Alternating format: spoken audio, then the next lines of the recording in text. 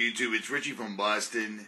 With all the mass shootings, more than one happening every single day, and watching storms being conjured up and driven up the coast, you need to prepare. I can't say it any more simply than that. And I'm not just saying it, I do it. Whether I'm on the road, in my vehicle, out in the woods, at home, filtering my water to get rid of that pesky fluoride that they insert into all of America's water supply. Everything you need to prepare for yourself and your family is on this website. They don't give out your information. Everything's made, processed, and shipped from the United States. Links will be in the description. The world can therefore seize this opportunity to fulfill the long-held promise of a new world order. We can find meaning and reward by serving some higher purpose than ourselves. A shining purpose, the illumination of 1,000 points of light. We have before us the opportunity to forge for ourselves and for future generations a new world order, a world where the rule of law, not the law of the jungle, governs the conduct of nations. When we are successful, and we will be, we have a real chance at this new world order.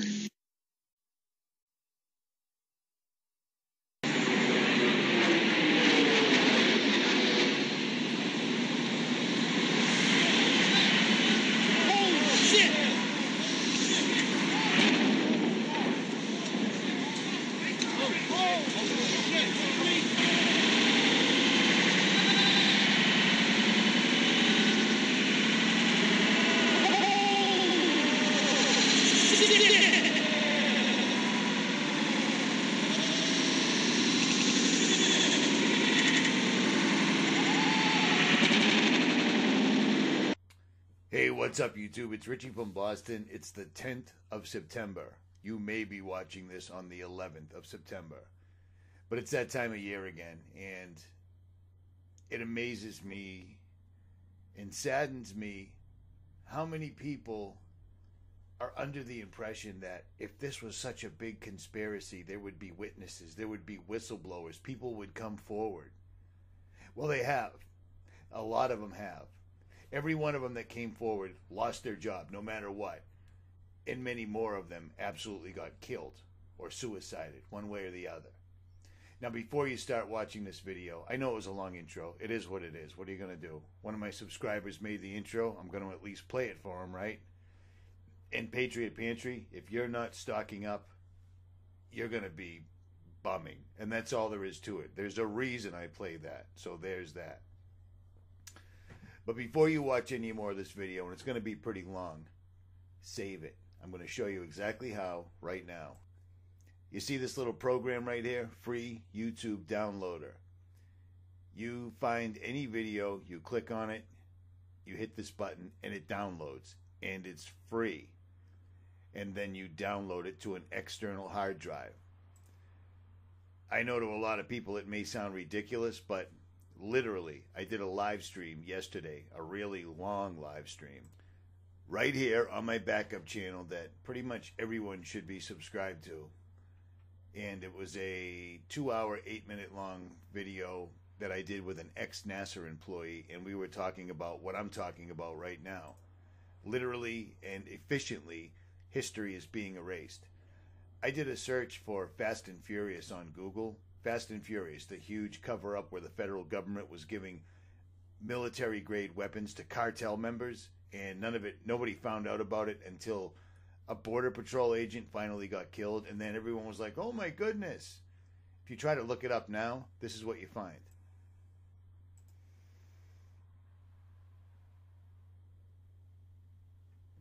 You see what I mean? Wikipedia's #1 answer for Fast and Furious are 2 final films are planned. Showtimes, Hobbs and Shaw, Fast and Furious Twitter, IBDM, Fast and Furious, YouTube, Rotten Tomatoes, movies. You see, in a real democracy that they claim it to be, or even a real republic like it's supposed to be, if you looked up something that was so close, it wasn't very long ago, and so detrimental to the national security of the country that our own government agencies were giving. The feds were giving military weapons to cartels that are bringing drugs into our country, killing everybody. That's a problem. Do you see what I'm saying? But when you look it up, this is what you find. It's awesome. Absolutely awesome. Long story short, they're erasing the internet. I can type in a video that I've made last year, 6 years ago, with the exact title and Richie from Boston. That should bring up that exact video only. It doesn't do that at all. You see what I'm saying? 𝗦𝗲𝗃𝗁, Richie from Boston. History Channel. I don't know who that is. I don't know who that is. I don't know who that is. I don't know who that is, or that, or that, or that, or that.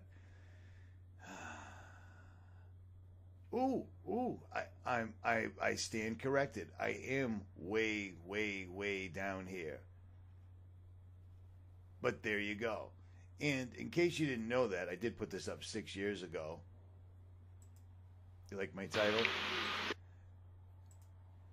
I went to the coral castle, which is where somebody was using free energy to move massive monolithic blocks of coral and stone. Massive, absolutely massive. And while I was there videotaping it, coincidentally enough, there was an engineer there trying to do a blueprint. That's him in the tie-dye. So if you've never seen this video, and judging by the views, no one's ever seen the video, really, you probably should. Because there's a lot of good information there. And you may want to use this to save it. Or don't. At any rate, a lot of people say that if this was 9/11 was this huge conspiracy, lots and lots of people would have came out and told. Well, here's a news flash. Lots and lots of people that were there, that worked there, that were police officers, firemen, they worked in the building. They were there, and they did come forward. And they were either villainized or straight up killed. One of the two. That's the MO of the New World Order. It's what they've always done for time immemorial. People need to wake up and understand that. And by the way, download this video because I'm going to show you some really good clips that will probably be erased tomorrow. And for those of my subscribers that aren't subscribed to the Corbett Report, I don't know what you're thinking, because all week long he's been doing what he does every single year, like most of us do. He's uploaded whistleblowers, 9/11, whistleblowers, whistleblowers, whistleblowers. Do you see what I'm saying? And I've already saved all of these to an external hard drive. And you should too. This is serious. This is serious. I know a lot of people listen to all the doomsaying and they think the end of the world isn't here yet. Never ever once said it was going to be the end of the world. It's going to be the end of us, Christians. We'll be gone. And it's going to be the end of America. That's what Trump was brought in for. To manage the collapse of the dollar and the impending downfall of the country that will go right afterwards. It isn't exactly the end of the world. Do you see what I'm saying? But it's going to be the worst times America's ever seen. Everything that we've ever done to every other country while cheering USA, USA, is all going to come home to roost. But I digress. We're going to start with William Rodriguez. He was the janitor. This guy was applauded as a hero. He was invited to the White House. They loved him because he saved a lot of people. The only problem is they started to villainize him because he kept telling the truth. And this is the truth, as he saw it, because he was there. It also amazes me real quick that so many people believe the government story when it's coming from the government. People that weren't there, people that were actually responsible for it, and the coinciding cover-up that still goes on to this day. These people were there. There were whistleblowers. Lots of them. That morning, I was supposed to be there at 8 o'clock in the morning every day. I called my supervisor because I was not going to work. I was going to take a sick day. Made it there at 8:30 in the morning. Go straight to the lobby, down to the basement. The building has 6 sub-levels of basement, B1, B2, all the way down to B6. Basement 6, basement 5, all the way up to basement 1 were all Port Authority areas. Some of them have parking for tenants. Some of them have storage. B1 office, B1 level, is what they have the support office for my company, the cleaning company, American Building Maintenance. So I was talking to the supervisor, and at 8:46 we hear boom! An explosion so hard that pushes upwards in the air, upwards. And it came out from below us, from the mechanical room that was right below us. And it was so loud and so powerful that all the walls cracked, the false ceiling fell on top of us, the sprinkler system got activated, and everybody started screaming so loud because they didn't know what was going on. And the first thing I'm going to say is that a generator just blew up on the B2 level, the level below me. And everybody's screaming. And when I'm going to verbalize it, 6 to 7 seconds after, we hear, "Bah!" The impact all the way on the top of the building of the plane. Two different events separated by almost 7 seconds, separated by time. And now, I work in the building for 20 years. I know the difference of a sound coming from the top and one from the bottom. So when everybody started, what the heck is going on? A person comes running into the office saying, "Explosion, explosion." His hands extended, all the skin pulled from under his armpits, on both arms, hanging. And we thought it was clothing. It was part of his clothes. Until he gets closer, he was coming like this, like a zombie. Explosion, explosion. And when I looked at him, I realized it was his skin, like when you take off a glove and you let it hanging. And when I get to see his face, all this part was hanging off his face. And everybody started screaming in horror. And I say, "Don't move." The guy was a black guy named 𝗦𝗵𝗿𝗍𝗍. Worked for a company called Aramark. That was one guy. Now, I've worked in big buildings. I worked for a company out of Georgetown, Mass., and we worked for places like Connecticut Yankee, big nuclear facilities. Even as vast and enormous as these buildings are, if you work in them just for a week or two, you understand the difference between something coming from the downstairs or something coming from above you. This guy worked in the building for 20 years. This guy was lauded as a hero by the president at a dinner, and then they slowly villainized him because he had morals. He believed. He told the truth. He was in the building. The buildings exploded from underneath. He originally thought it was a generator, and then the plane or missile or whatever it was, because I don't think the planes or no planes makes any difference. This event still occurred. Anybody talking about planes or no planes is simply wasting their time, and that's exactly why that entire thing was interjected. So there's that. And don't forget, save this. Even if you don't want to see my smiling face yammering at you, save it for the information that's in here. It's free to get this. I'll leave a link in the comment section below. I have zero affiliation with it. It allows you to download everything and then save it to your computer and save it to an external. You can get an external hard drive for like $20, $30 and they work. Do you see what I'm saying? A lot of people ask, how could they have gotten all the explosions and all the explosives in the building? Well, many of you may, but many of you may not know whatsoever at all that before all this occurred, there was the largest elevator renovation job in the world going on at the Twin Towers, and it was done by a company called Ace Elevators, who, just like many other places that were involved in this, closed down after 9/11. There's a lot of good information on Ace Elevator Company and all the questions and research. Many real people that are researching this, pilots, engineers, police officers, military, etc., think that this is the smoking gun that could get the whole thing opened up again. But that ain't never going to happen.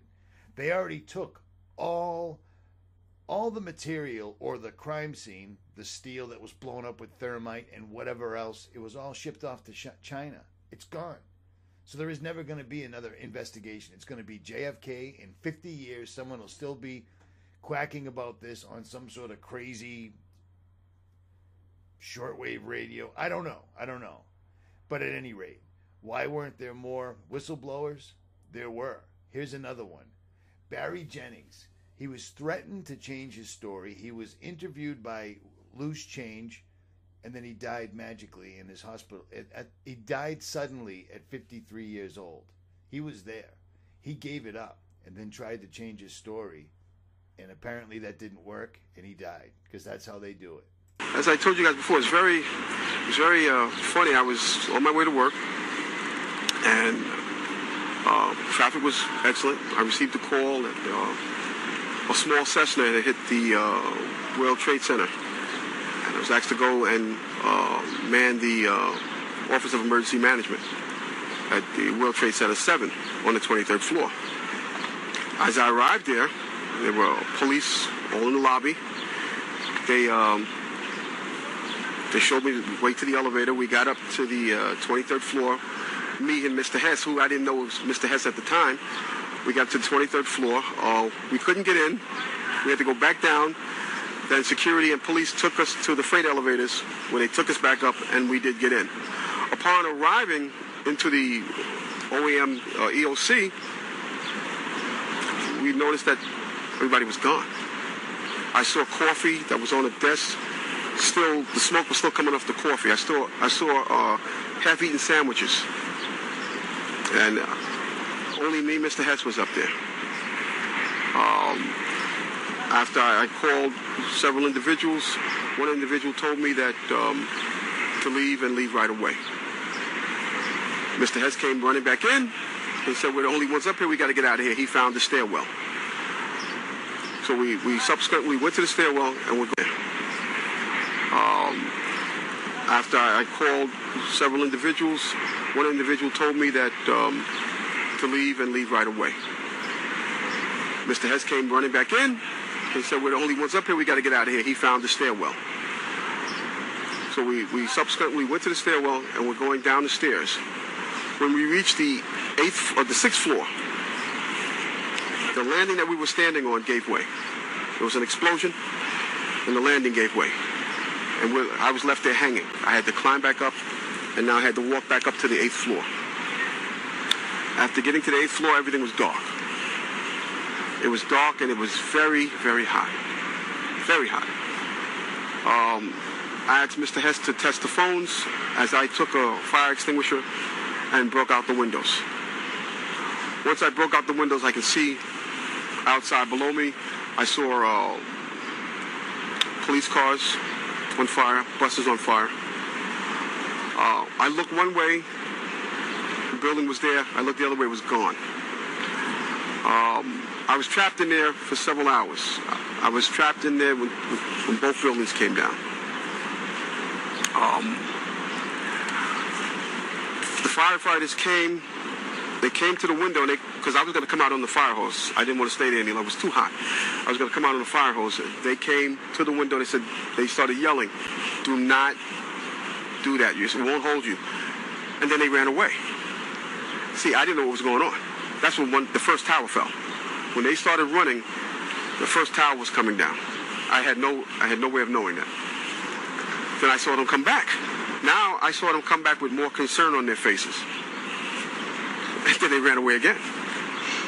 The second tower fell.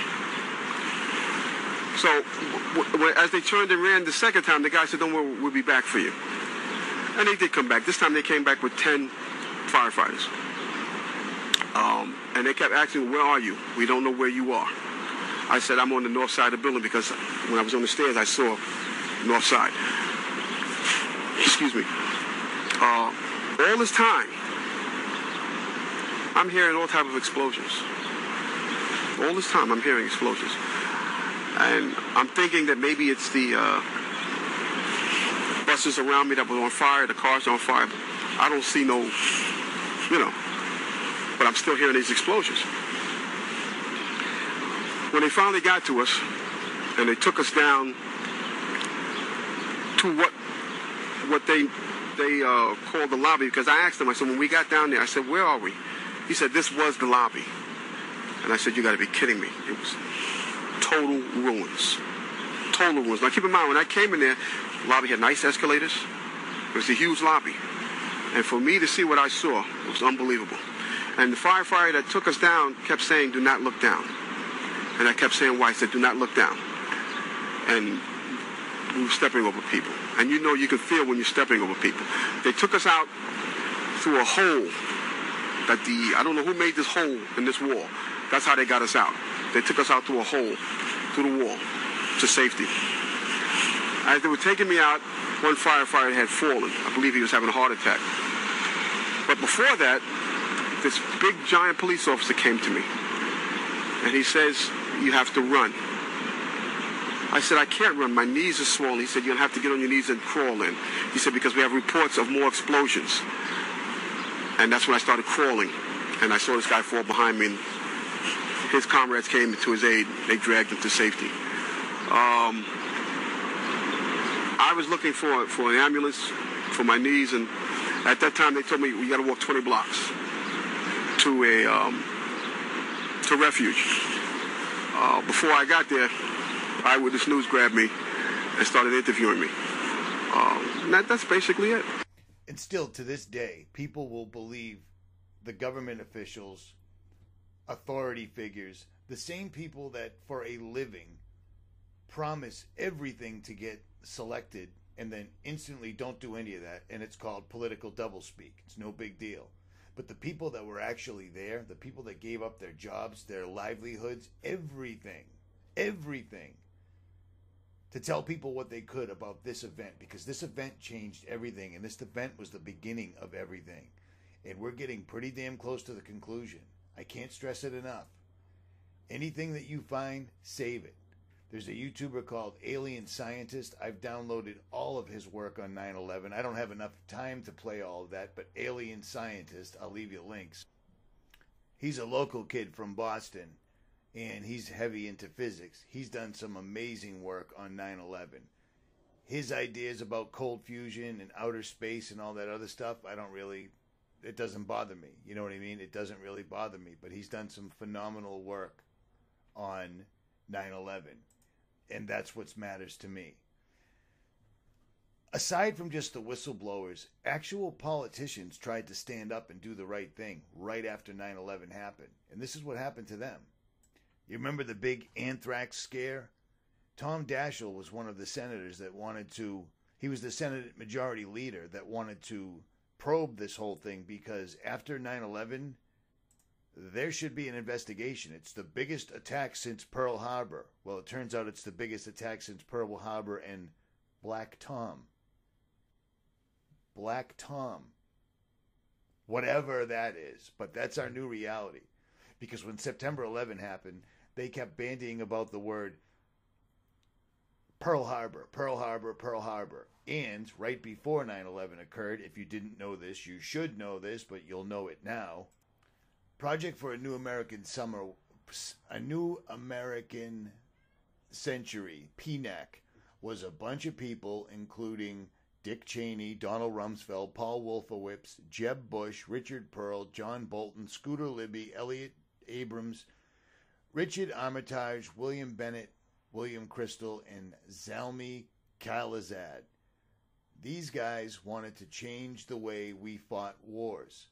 I've said this in a million videos. In my lifetime, I saw where Americans were very, very reluctant to go to war. And now it's America, fuck yeah. Everybody wants to go shoot them a towel head. Everyone wants to go shoot them a skinny. People want to go to war. It's video games. It's what all the violent movies were about. It explains everything. But prior to that, people didn't want to go to war. These guys wanted to transform the U.S. in global power structure. New World Order. And they wanted to start attacking countries before they did anything. But this process of transformation is likely to be a long one, absent some catastrophic and catalyzing event, like a new Pearl Harbor. They said New Pearl Harbor over and over and over and over again. And just on a side note, for those that don't understand what the Mandela effect is or don't believe it like I didn't, Pearl Harbor was the biggest attack on American soil until now. Apparently there's this. Yeah. In 1916, German terrorists launched an attack on American soil. All of this is just completely ridiculous. I've never heard of such a thing ever, resulting in the Statue of Liberty being closed forever, apparently. It's just totally, completely ridiculous and laughable. But before 9/11, we didn't go to war unless somebody attacked somebody else. They wanted to change that. And that has changed exponentially. Here's another eyewitness, and this guy was a scientist that worked at UL Laboratories, Underwriter Laboratories, where they literally tested the steel. They test everything before a building is built, so forth and so on. His name is Kevin Ryan, and he did the right thing, even though he knew he was going to lose his job. And he said it was the best thing that could ever happen to him. The sad thing is right now, people are so worried about that almighty dollar. They don't want to lose their jobs, even if it's the right thing. And sadly, a lot of these people work for the federal government, and it's an issue. We need more people like Kevin Ryan, and sadly, we don't have them.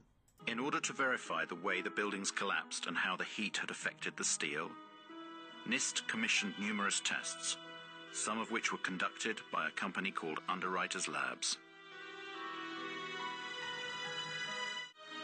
And Kevin Ryan, he's the former employee from Underwriters Laboratories who challenged the NIST report.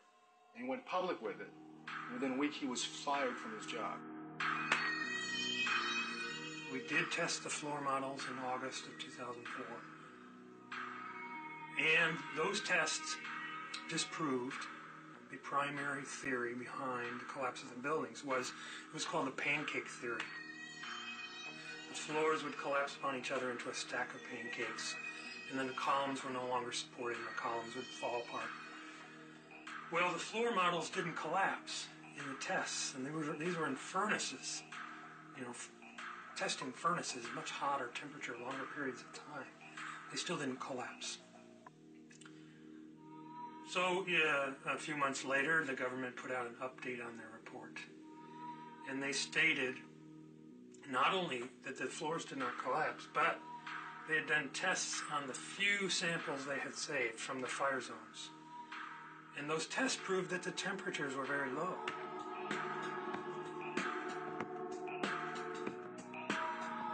Temperatures were not hot enough to even soften steel. Now remember, this is a scientist that worked at UL Labs. This is their job. UL Labs. If you look in the back of any little appliance or product or anything, it'll say UL listed. And that's how you know it's safe to plug in or safe to live in, etc. This isn't some asshole with a laptop just making the videos and blathering. Do you see what I'm saying? This guy's the real deal. And like that, he lost his job. But he had balls. Something too many military, police, etc. don't have. They're watching their country come undone, and they still think that Donald Trump is one of us. He's a billionaire. But I digress. Yet, they're coming out with a summary statement that says that's what actually did happen, that the floors did collapse and the steel did soften.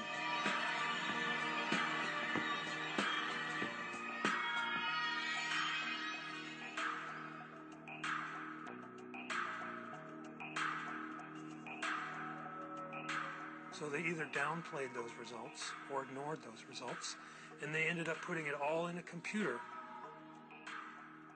Thanks to computers, NIST managed to straighten this problem out, and the old pancake theory was replaced by the 𝗦𝗵𝗿𝗄𝗍 theory. According to the Institute, the heat weakened the floors, which started to curve downwards. The external walls of the towers also curved inwards until they could no longer bear the weight of the structures above, causing the towers to collapse. Their final theory is almost entirely computer-based. And the computer itself is not really accessible. They haven't given it to us to examine. After having investigated it more over the last year and a half, I found that yes, they did contradict their test results, but additionally they also did manipulate the test parameters. They doubled one thing, they cut something else in half. For example, Their story says that aircraft combustibles were at 13 tons in the aircraft cabin. The FAA says it's more like an average of 6.5 tons. It's double. So they double it. They double the time that their computer model exposes columns to fire, 90 minutes instead of what we know is 45 or 50 minutes in both of the buildings, actually. And they double it. They cut something else in half. And they double it. What was it like? What was it like? Horrible. It's like hell. You don't want to know. The whole building just collapsed on us inside the lobby. Was that a secondary explosion? Yes, it was. That was the planet probably? Yeah, definitely a secondary explosion. But we was inside waiting to go upstairs. And on the way upstairs, the whole fucking plane blew. And we just collapsed on everybody inside the lobby. Similar to the first tower coming down, secondary? I don't know about the first one, but I know the second one, it was terrible. Then there was a third one, too, after that one. Third explosion after that? That's right. Everybody was inside the building, waiting to go upstairs, and they just let loose. Everything just let loose inside the building. So what you told me is that there was the plane or whatever hit the building, then a secondary explosion. It was like 3 explosions after that. We came in after the fire. We came when the fire was going on already. We was in the staging area inside the building, waiting to go upstairs. And then it exploded. The whole lobby collapsed on the lobby inside. You were working there? Yes, I was right there. I was down in the basement. Came down. All of a sudden, the elevator blew up. Smoke. I dragged the guy out. His skin was hanging off, and I dragged him out, and I helped him out to the ambulance. Arthur Del Bianco is one of the lucky few able to tell a tale of survival from a hospital bed. All of a sudden, it was like bang, bang, bang, bang, bang, like bullet shots. And then all of a sudden, 3 tremendous explosions. And everything started coming down. I think a bomb went off in the lobby first, then a plane hit the building. But then another plane hit the other building. But when I was coming through the doors on the other side of the Trade Center,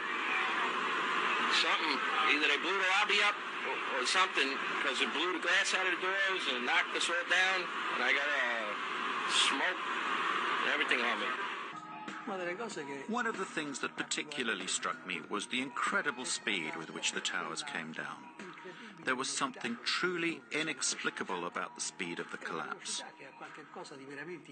If we dropped a weight from a height of around 400 meters, which was the height of the towers, the time it would take to reach the ground, supposing that there was not even any air resistance to slow down the speed of the fall, would take approximately 9 seconds. Took about 8 or 10 seconds for the whole tower just to go straight down. The impact was at about 2/3 of the way up the tower. Even if the section above collapsed suddenly due to the structure giving way, and even considering that the impact of the section above was enormous and therefore in some way weakened the resistance of the structures below, it is clear that, due to the resistance of the undamaged part below, this tower should not have fallen at such a speed. You seeing what I'm saying? And the list goes on and on and on. A couple things I forgot to mention, I believe, was this. When President Bush and Dick Cheney asked, remember, this is CNN, they asked Tom Daschle, Senate Majority Leader Tom Daschle, to limit the 911 probes. Daschle and another guy, his name escapes me, it doesn't matter. Those were the guys that got the magic bags of anthrax. And it turns out the anthrax didn't come from a cave. It didn't come from Osama bin Laden. It came from a military base right here in Maryland. And you can see from this article that they were surprised it was the Ames strain. These guys wanted him, don't talk about 911. Well, I'm going to do it because I'm still a politician and I believe in America. And then, magically, he ends up with anthrax that comes from a military base in America. So, not only did Osama bin Laden and his pals that hijacked the planes, that probably weren't even planes, because if you recall, Barry Jennings talks about it. This guy's part of the emergency management team. His job is to be informed when America gets attacked, specifically New York, specifically Manhattan. He said, we got a call that a small Cessna hit the World Trade Center. A small Cessna. In many videos like the one I already showed you where the plane's actually hitting for the first time when they just so happen to be doing a French documentary on the ground where they could get footage of the first plane hitting, some videos there's no plane hitting at all. At any rate. Find out what this is. It'll be in the comment section. If you see videos that make sense to you, if you see videos that have important footage in them, save them. Because the internet is being erased. Call it alarmism, call it whatever you want. But try it for yourself. It's happening. Richie from Boston. Hopefully you'll be able to see this tomorrow. I'm uploading it tonight, 9/10/2019.